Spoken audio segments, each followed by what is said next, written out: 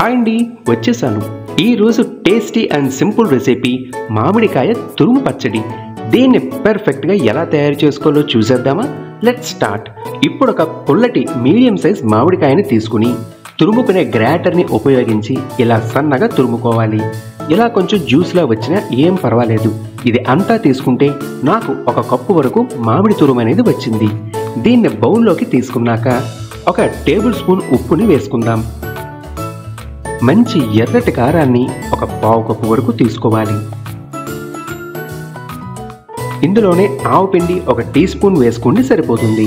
మెంతి పిండి ఒక టేబుల్ స్పూన్ వేసుకుని అన్నీ ఇలా బాగా కలిసేలా ఒకసారి కలుపుకోవాలి.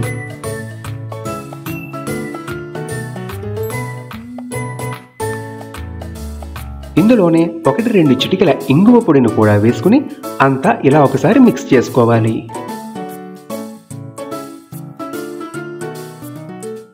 నెక్స్ట్ ఒక పాన్లో 4 టీ స్పూన్ల ఆయిల్ని తీసుకుని కొంచెం వేడెక్కాక ఆవాలు 1/2 టీ స్పూన్, జీలకర్ర 1/2 టీ స్పూన్, మెంతులు పావు టీ స్పూన్, ముక్కలు చేసిన ఒక ఎండు మిరపకాయ వేసి 1 నిమిషం పాటు ఫ్రై చేసుకుందాం.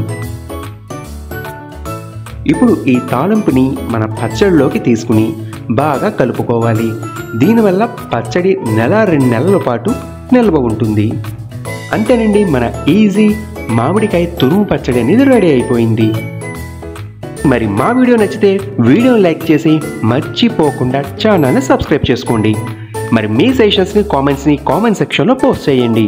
వేరొక మంచి రెసిపీతో మళ్ళీ కలుద్దాం. మరి సెలవు. Thank you for watching. Have a good day.